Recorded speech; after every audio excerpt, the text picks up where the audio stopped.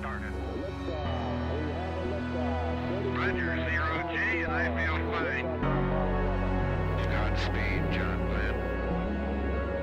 Houston, Tranquility Base here. The Eagle has landed. Rocket Tranquility, we copy you on the ground. New possibilities are opening up for scientific cooperation between countries.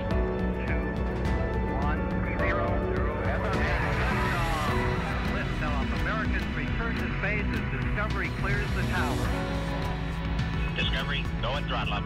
Discovery, Roger, go for deploy. Thanks, June, and to everybody in the shuttle program. The crew is go for launch. Roger, nice to be in orbit. We have followed in their footsteps to get us where we are today.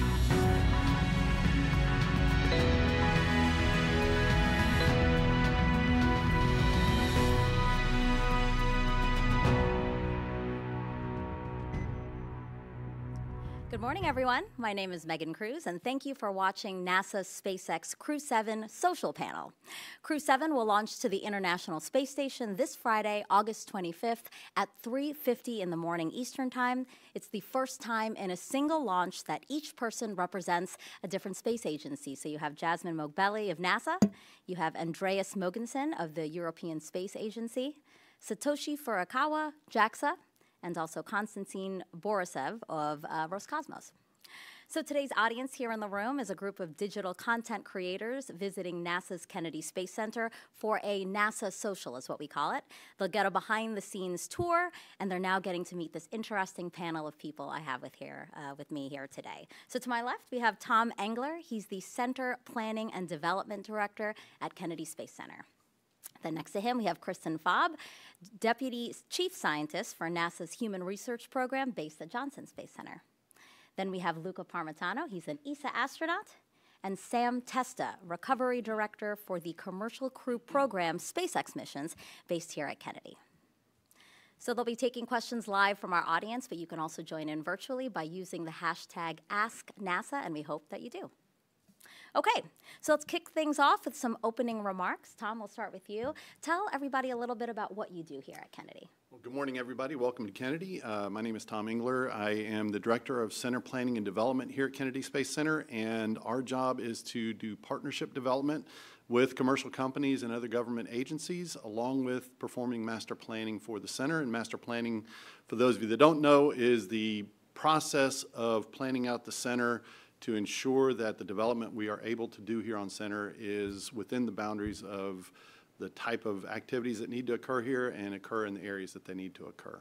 And it sounds like you have a big job. I mean, we have a lot of great things going for us in the future for NASA, this agency, so you have a lot on your shoulders right now. It's a great cooperative effort across the agency to make these things happen, but when you look at the transition that's happened since the end of the shuttle program, all you have to do is drive through the center and look at all of the activities that are going on that are commercial activities, and those are all since the end of the shuttle program. And so the center and the agency pitched in together to try to enable the commercial space activities that are happening here. Yeah, really exciting stuff, and I'm sure a lot of people have some questions about that. Absolutely.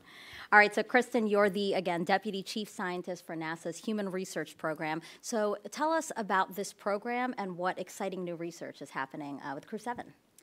All right, thank you. So the Human Research Program, we focus on how to keep the crew healthy and how they maintain and optimize their performance for space exploration. So we're very focused on Artemis, we're focused on Mars and beyond.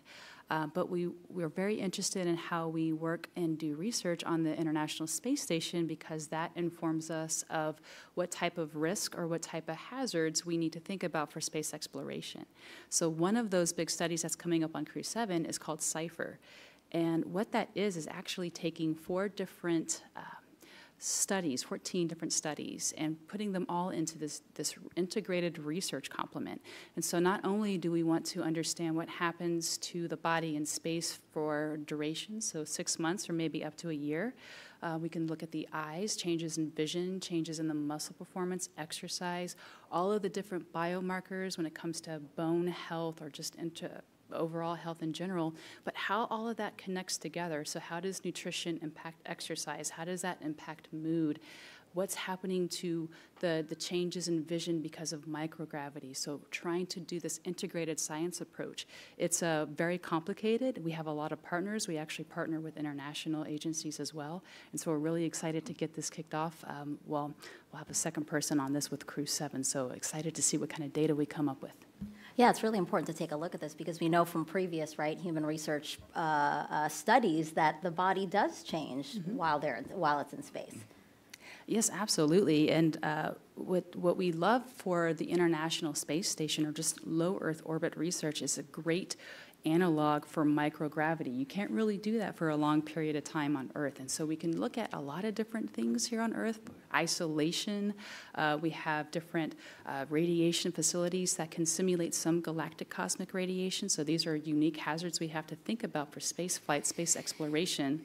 But the low Earth orbit, the International Space Station, is a fantastic way to study the impact of microgravity on the body.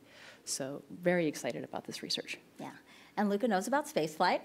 So tell us a little bit about your journey to becoming an ESA astronaut. Yeah, my name is Luca Parmitano. I'm from Italy. I am a colonel in the Italian Air Force, and I'm a test pilot for the Italian Air Force. But in 2009, my career changed drastically when I was selected as one of the 2009 class of the European astronauts, the Shenanigans. As a matter of fact, Andy Mogensen, the pilot, is one of my classmates from the same class. And I was privileged enough to fly twice to the space station in 2013 with Expedition 3637. And then in 2019 with Expedition 6061. I was the commander of Expedition 61. And so, yeah, I do know a few things about the International Space Station. I spent exactly 1 year in orbit, 366 days, sometimes being the subject of the research that... Thank you for that. Oh, no, absolutely. And right now, I'm here in one of my many capacities. I think it's fitting that being bold, I wear many hats. One of the, other than being an astronaut, I'm also, I will be the increment lead for Expedition 70. So I will be the crew rep on the ground. I will be basically a member of the crew, but on the ground, trying to make sure that the planning and the workload and the timings are done correctly. Having lived it myself, so making sure that we put the human at the center of human space flight, and also so that we don't exaggerate too much with making them field lab rats. When you said increment lead, what is that? So an increment is the full time that a crew is on the space station. At the beginning, I said that was part of Expedition 3637.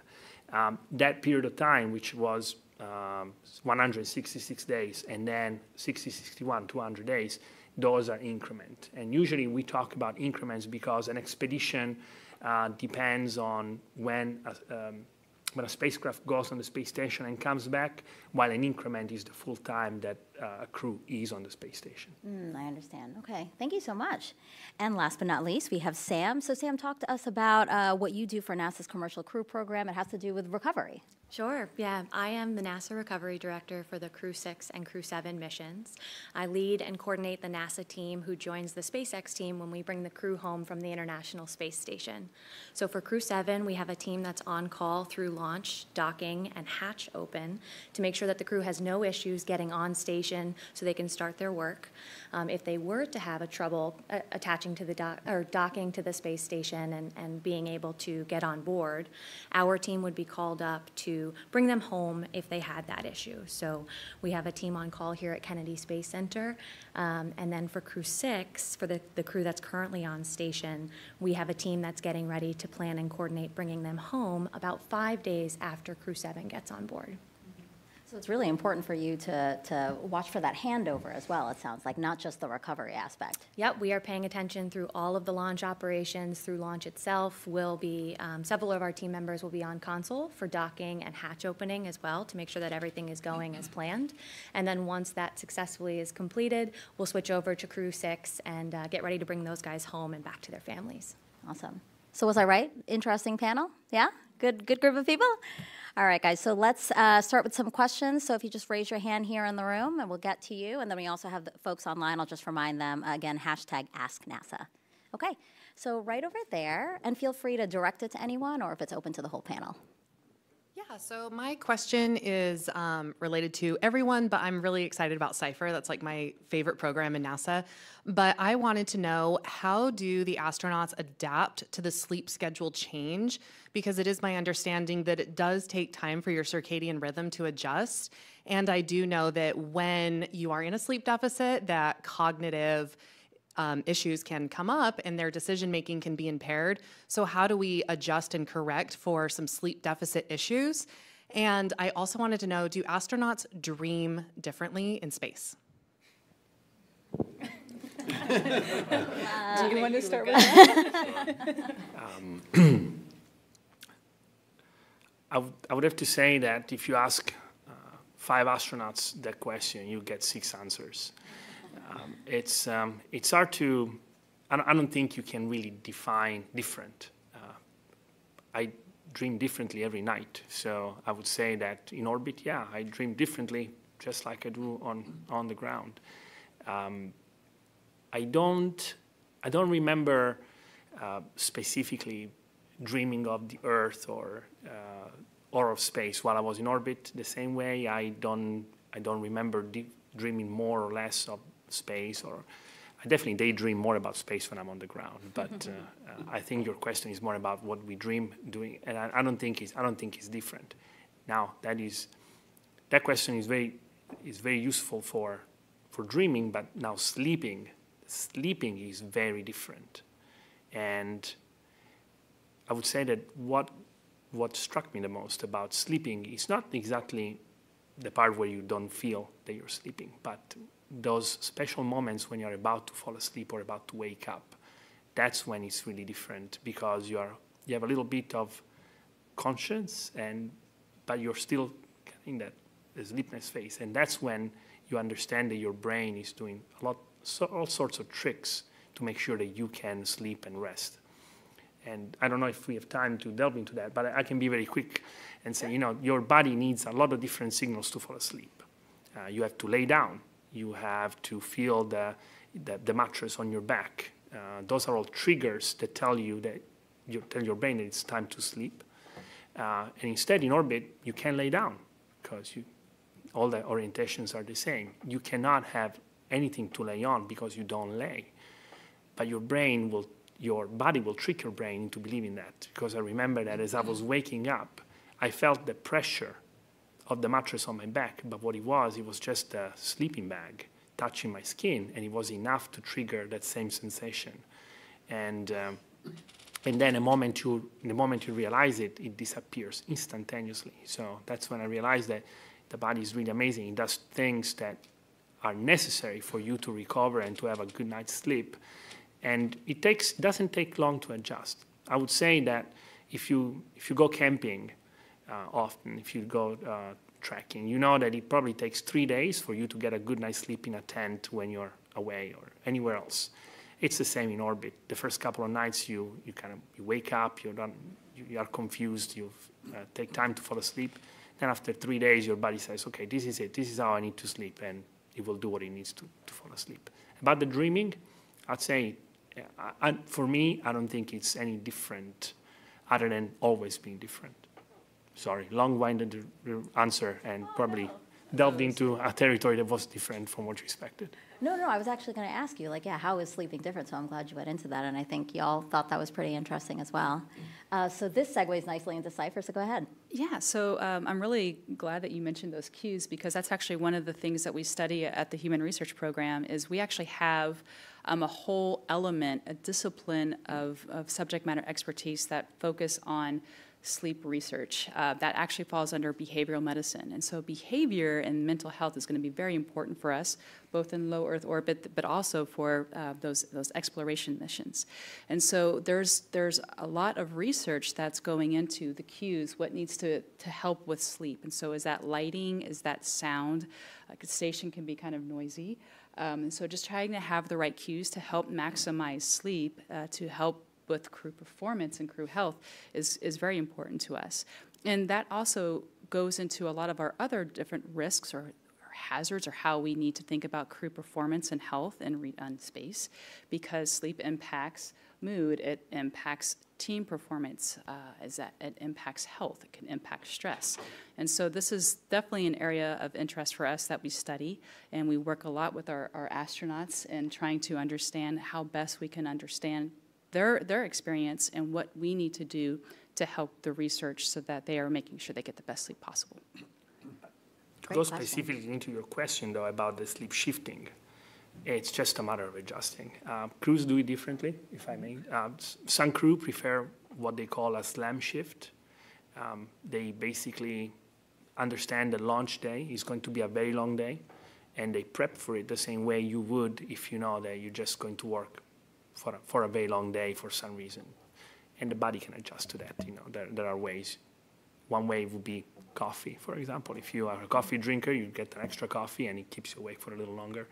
Other crews they do some adjustment. They sleep shift before the launch. This is what the crew is doing right now, for example. And that's there are studies that come from the research that HRP does, and there are a lot of studies about sleep shifting. And what they do is basically follow a routine where they adjust the lighting, the food, the routine, the workouts, everything. They adjust everything in order to put the body in the position to wake up at the right time so that they are perfectly ready for the launch and orbit insertion operations, and then later on for the docking. And in orbit, they have the same option. They can sleep shift or they can do a slam shift. It depends. Every crew has a little different preference, and we have flight surgeons on the ground that can help us with that. Thank you for your question. All right, we have her in the room here. Hi, my question's for Luca. My little brother Jack wanted me to ask you this. He wanted to know, how many languages do you speak? And what's it like working with astronauts that come from different cultural backgrounds and different first languages? Right. So for the first question, I think I only speak, well, one language. I speak Italian. I speak English. I speak French relatively well. I speak Russian relatively well. I do dab in some Spanish, but mostly because I was an exchange student in California, and a lot of my friends were South Americans, and so they would speak Italian to me, I speak Spanish to them. And then I recently studied some German, about 2 years of German. And at one point I was studying Chinese, but that didn't work. Let's put it that way. I got about 90 hours of Chinese, and it just wasn't enough to sustain. I then had to start getting ready for flight, and I didn't have enough time to dab into other languages. And then for the second question, I think it's magic. You can come from a lot of different backgrounds. Think about what's in orbit right now. We have 3 Russians, we have 2 Americans, and we have the second astronaut for the Arab Emirates, Sultan. I know them all. One of them actually is a very good friend of mine. I was able to meet his family in Russia while training, and they all come from very different backgrounds. They are scientists, they are engineers, they are military personnel. But they have one thing in common that breaks down any barrier, and it's the common dream. I'm not talking about the night dream. I'm talking about the one that you live every day and think about. And that's human exploration. It's pushing the boundaries of what we know as humans. And they all have that common dream. And there's nothing more powerful than a dream to unite. So it breaks down every barrier. You start your journey as an astronaut as an individual. You start training as an individual. Then you join your team, and you become a crew. And that's how you launch. You launch as a crew. And then throughout the flight, you bond with the rest of your crew members, and you come back as brothers and sisters. So really, it is magic. And how do you deal with it? Well, a common language obviously helps a lot. On the space station, we speak what we like to call Ranglish. It's a mix of English and Russian, and it's not because we like to be cool and switch from one to the other. It's because as we train, we become used to talk about the environment that surrounds us in the language that it was made. So the US segment is mostly English terms for anything from food to everyday use, the toilet, the experiments. But then if you go into Kibo, which is the Japanese segment, a lot of the hardware is in Japanese. So you will just say, oh yeah, the Ryutaki experiment. And I don't know what it means, but that's how I call it. And if you go into the Russian segment, obviously we do a lot of training in the Russian segment, and we're used to call all the equipment in Russian. And so it'd be funny to listen to a conversation when we are having dinner on a Saturday night all together as a crew. We talk about one thing or another. Hey, why don't you pass me the tvorak? And if I say that, I'm probably going to say it in Russian because I'm thinking about the Russian cheese, and that's how it comes to my mind. And it's this ebb and flow from one language to the other. So how you break the language, how you break the barriers, it's through a common language. There are many common languages. Music is one, math is another one. They are universal languages. And then passion, I think, is another language that joins whether or not you speak it. That's great. It's great to see those bonds, right, that are created out of the dream for space exploration, like you said. I know there's a lot in the room. I just want to take one from online really quick. So this is for you, Tom. Kennedy is launching lots of rockets by numerous providers. Is it exciting that Kennedy is the spaceport making that possible? And do you expect to see more commercial use of KSC in the future? It is absolutely exciting. When you look at the end of the shuttle program, we had one vehicle flying out of Kennedy. That was a space shuttle, and you had the Atlas V and Delta IV off of the Space Force Station. And now when you look at the suite of launch vehicles that are flying from basically the Space Coast, it is anywhere from the smallest launch vehicle carrying a few hundred pounds to the super heavy like the SLS is. And so, and soon to be, you'll see SpaceX launching their super heavy, Falcon 9, Falcon Heavy. It's an exciting time to be here. And what's really neat is when you see the transition of the center since then, you are seeing an environment that exists nowhere else here on Earth. And that is that you have 4 companies here doing human spaceflight activities. You see SpaceX, and they're obviously getting ready to launch their Crew Dragon. Boeing with CST-100. Blue Origin is getting ready to launch their vehicles, and they will soon be human capable. And of course, Artemis with the Orion capsule on top. That environment exists nowhere else in the world, and so seeing that happen here, being a part of that, and being that global center of space flight is truly amazing. So, yeah, it's an exciting time to be here, and it's only going to get more exciting. We're also doing manufacturing here. The companies are doing manufacturing. In the past, we would get vehicles come to us, we would assemble them, launch them. Now, again, you have Blue Origin manufacturing here. You'll eventually have other launch vehicle companies manufacturing here. We have satellites being built at Kennedy and other activities like that. So, again, it's truly an amazing time to be here, and seeing the center come in behind this activity that allows both government and commercial spaceflight and spaceflight activities to happen here has just been amazing. Yeah. Aren't you guys excited you're going to tour Kennedy today with all of that? Yeah. Let's take some in the room here, right over here.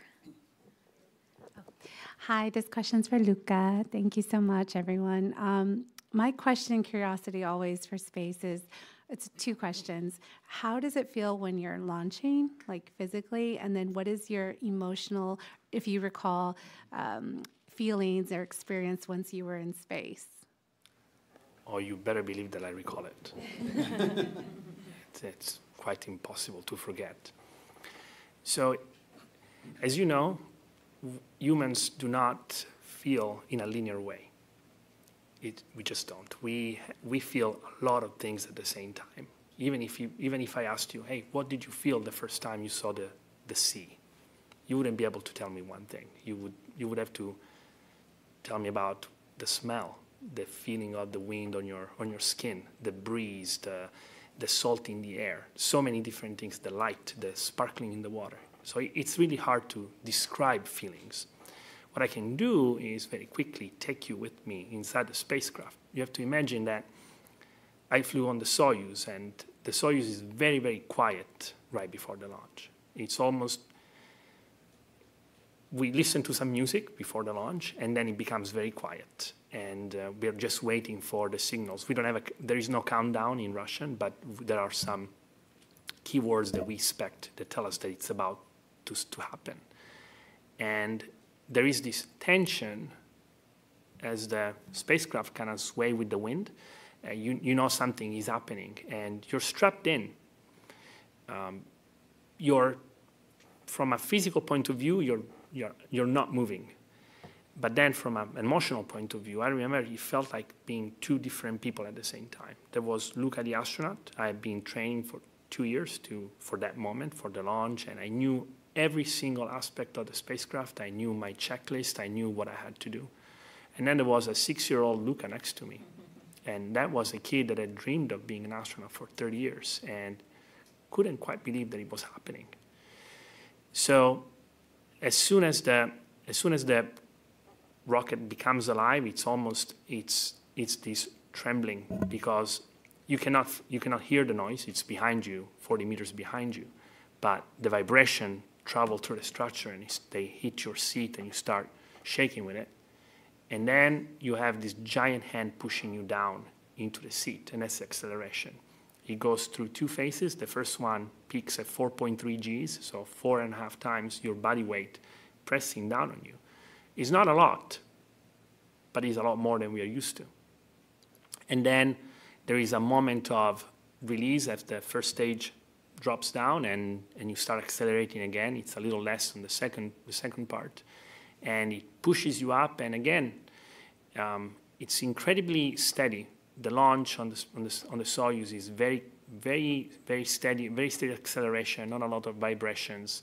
And again, you have this professional side of you, just making sure that all the check marks are hit, all the timings. You know when the fairings are going to go away. You know when some of the markers are going to happen, and you make sure that all the timings are correct. And then you're just marveling at the same time, is this really happening? In a way, it feels like the hundreds of simulations you have done where everything always went wrong and everything is going right. So that's a nice change. And then you're marveling that it's really happening. And then 8 minutes and 48 seconds later, it's the main engine cut off. In Russian, it's called kontakt отделение. It's the separation from all the stages, and all at once you have a pencil in your hand, and you let it go, and it floats. And in the Russian tradition, we have little toy animals brought by the commander or the other crew members as microgravity indications, and they start floating.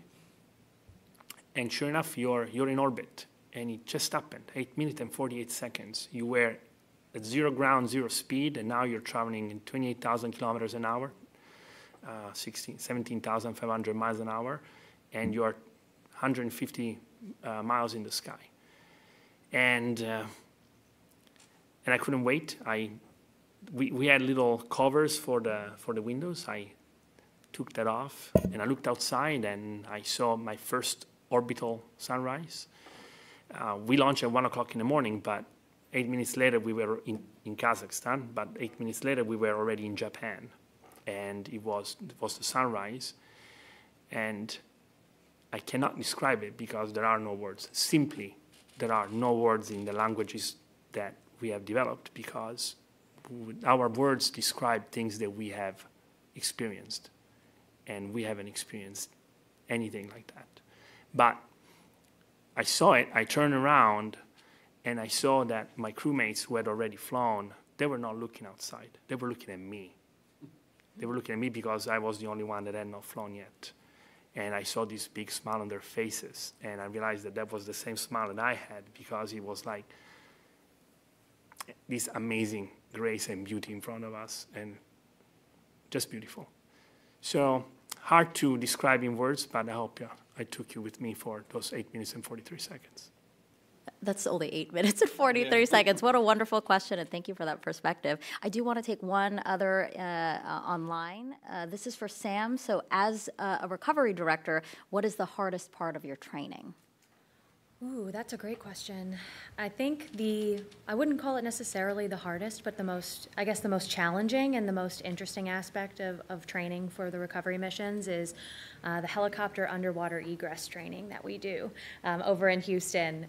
Everyone, because we take helicopters out from the airport to the recovery vessel prior to deorbit burn of the capsule, that helicopter over water is considered somewhat of a risk in case the helicopter were to have an issue and we were to land. Helicopters traditionally don't fare well underwater. So to mitigate that risk, we have everyone go on helicopter underwater training. We call it Hewitt.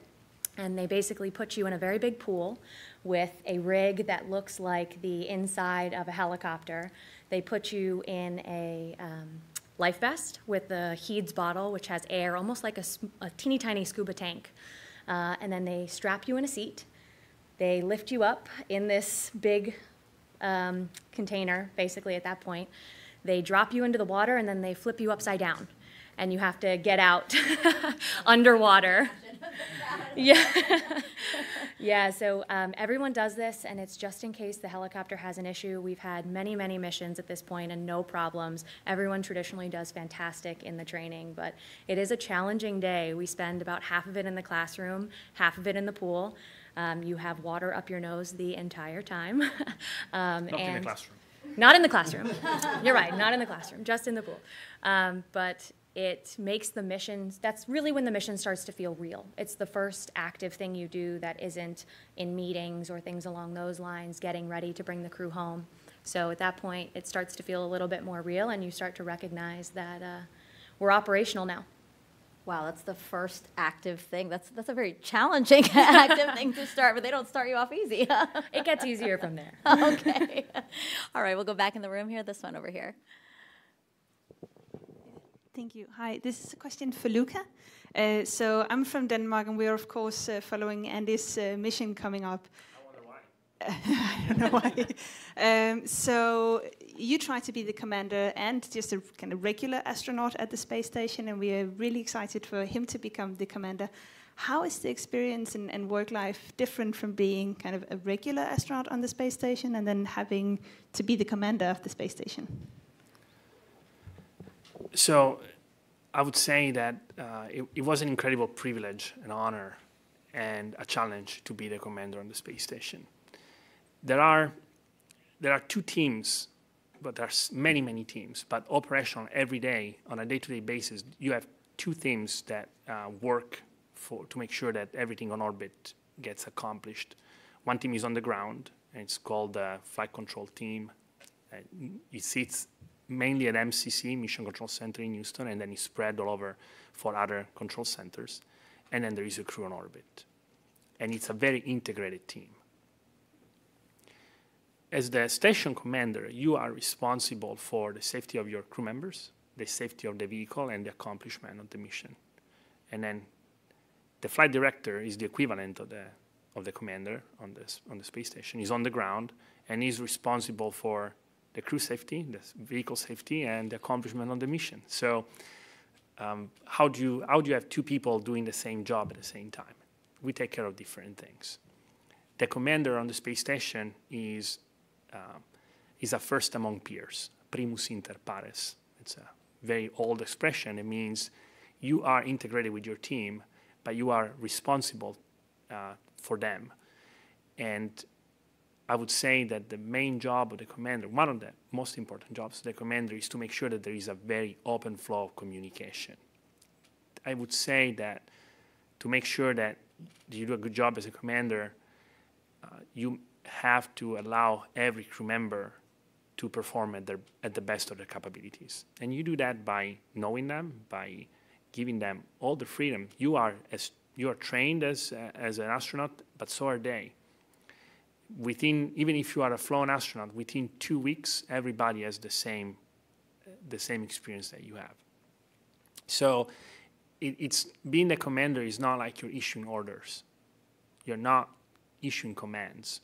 you are responsible for the communication between the ground and the space station, and you have to make sure that everybody's talking to everybody on orbit.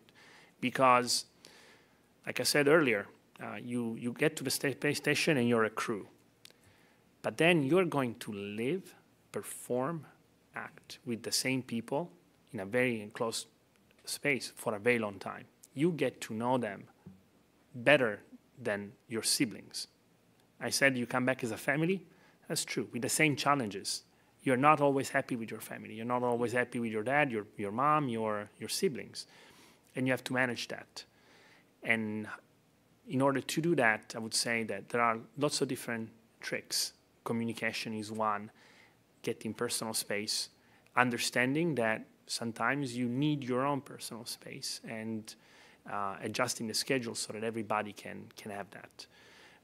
That is part of my job on the ground, as a matter of fact, as the increment lead, to make sure that that is taken into consideration. But of course, the ultimate integrator of the work on orbit is the crew. So as the commander, I would say that Andy's main challenge, especially flying with 2 unflown crew members for the first time, and then he's going to get another unflown crew member in September. And Satoshi, he's an experienced crew member, but he flew in a very different space station many years ago. So even for him, it's going to be challenging to get back into the flow of things. So, and these challenges are going to be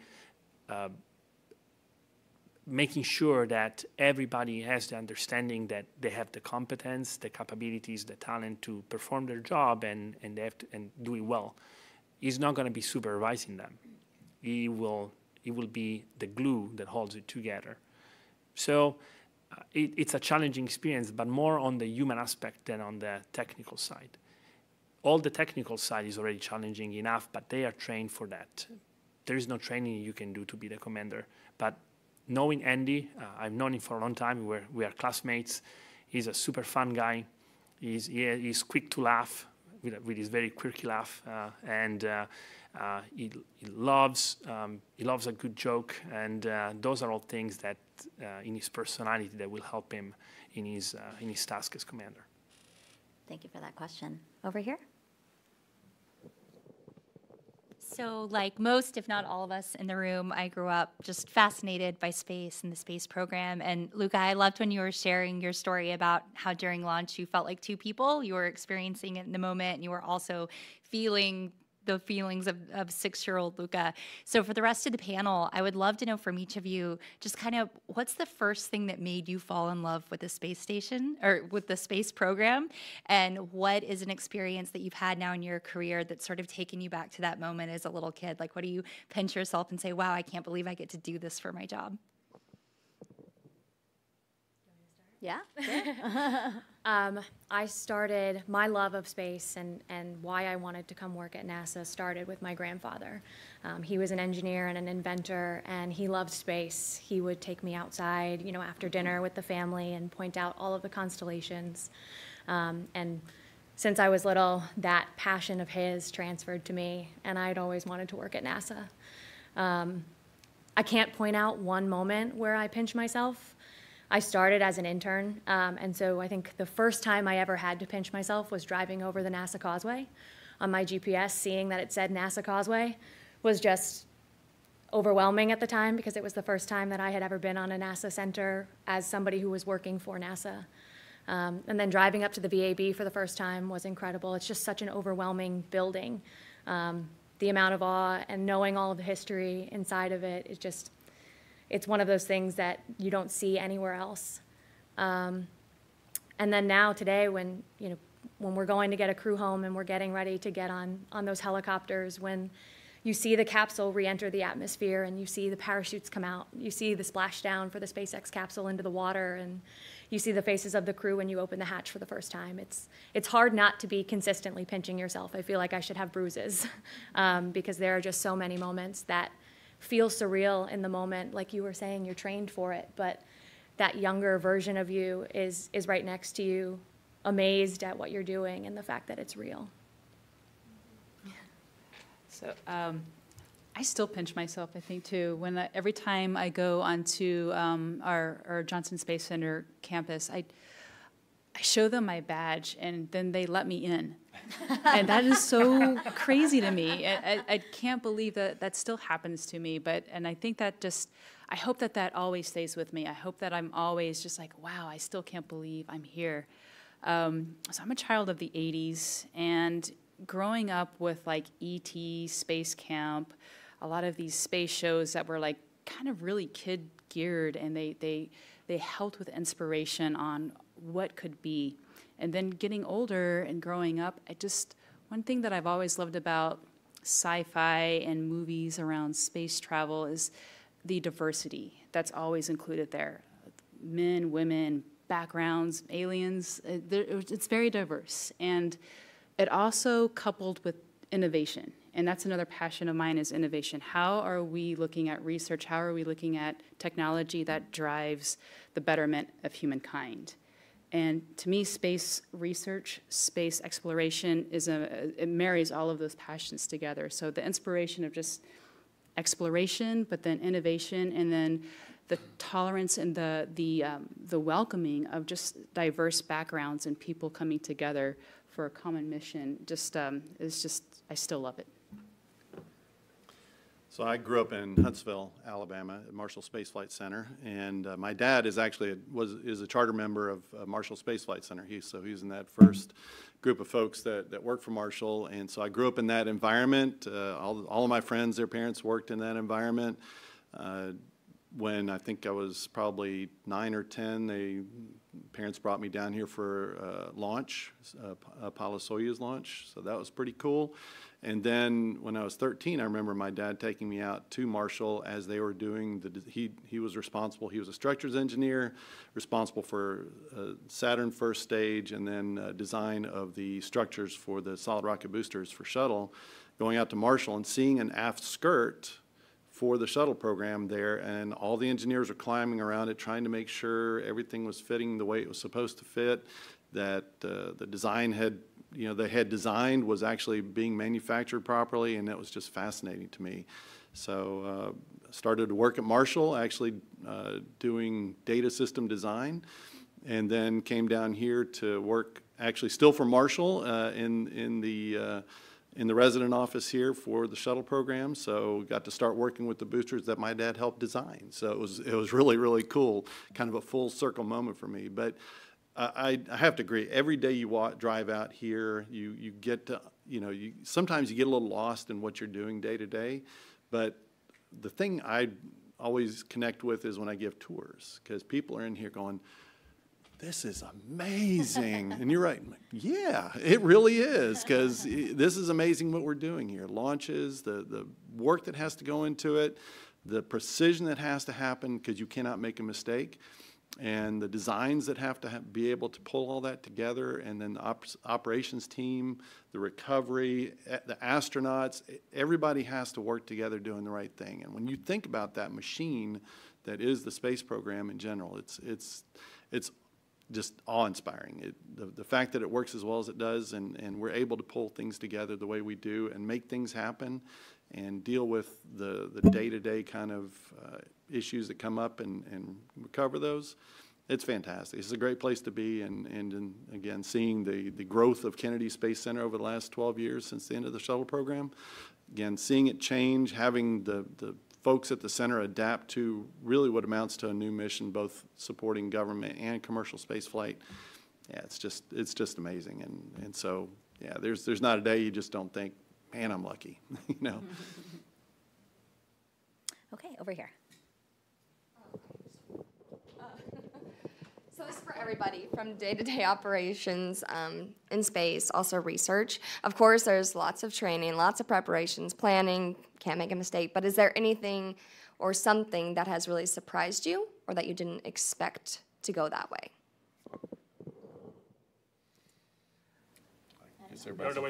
Yeah, everybody's looking at me now. So I think, again, when you look at surprises, and I'll go back to, for me, one of those surprise moments was in 2010 when the Constellation program was canceled.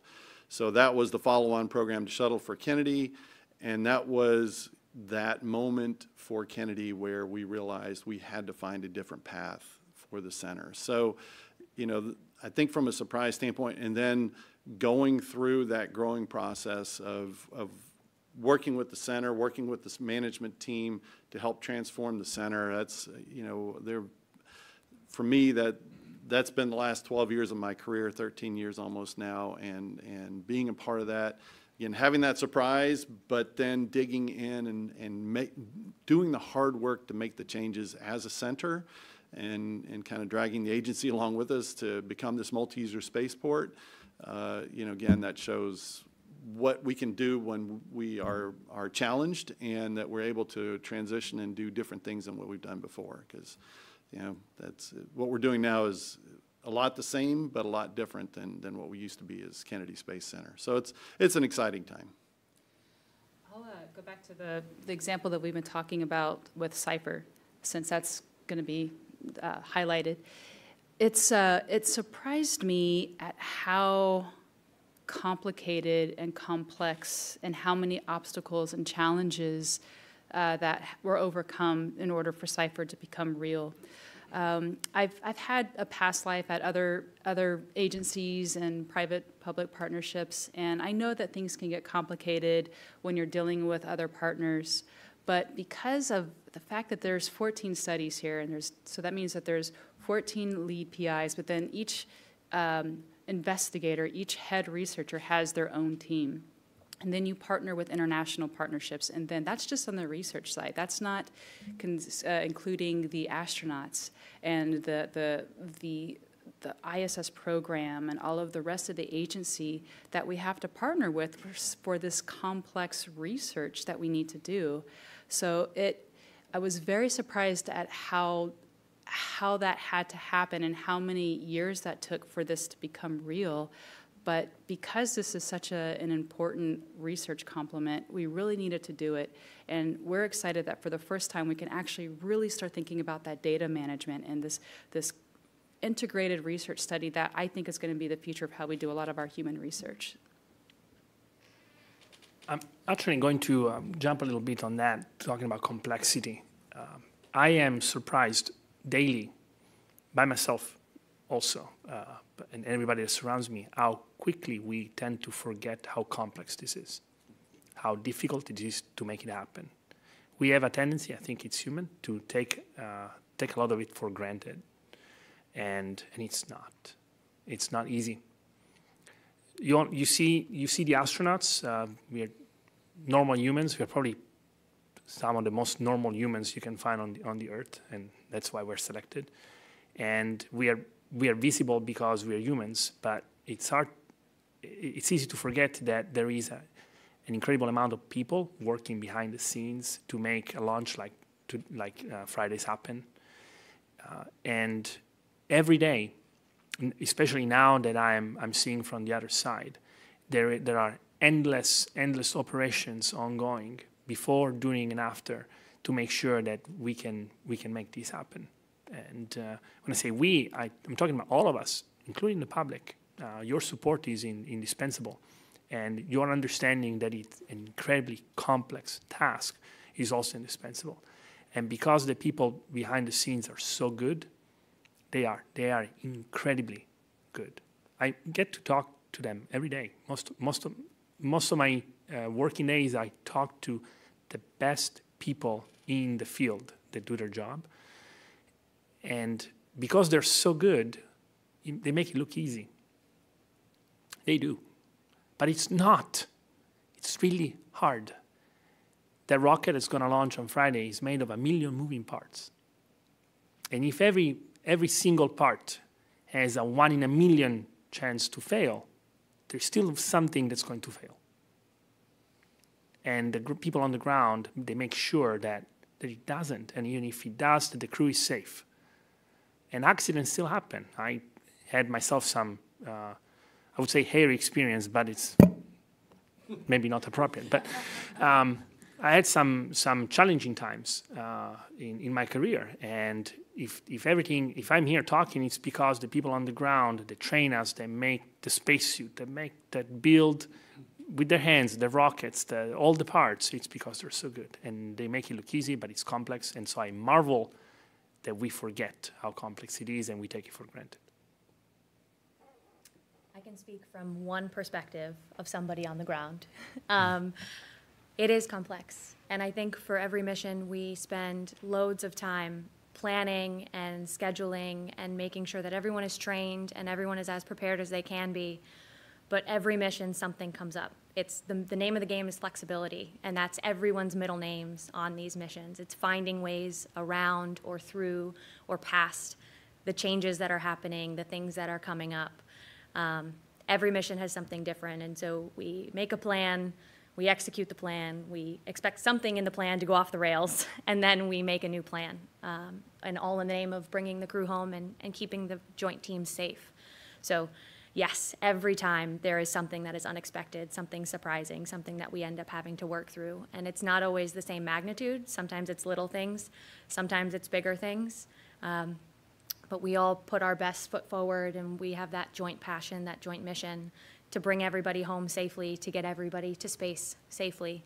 And so we have thus far, and I expect we'll continue to find our way through.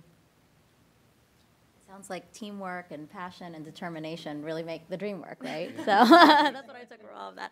I'm so sorry, guys. We are actually out of time. We actually went over time. I wish we could take all your questions, but I know you guys in the room have an exciting day ahead of you. You still have your tour of Kennedy Space Center. So I do want to mention that if you are a digital content creator interested in joining a NASA social, you can apply for our next event here at Kennedy, and that is the Psyche NASA Social.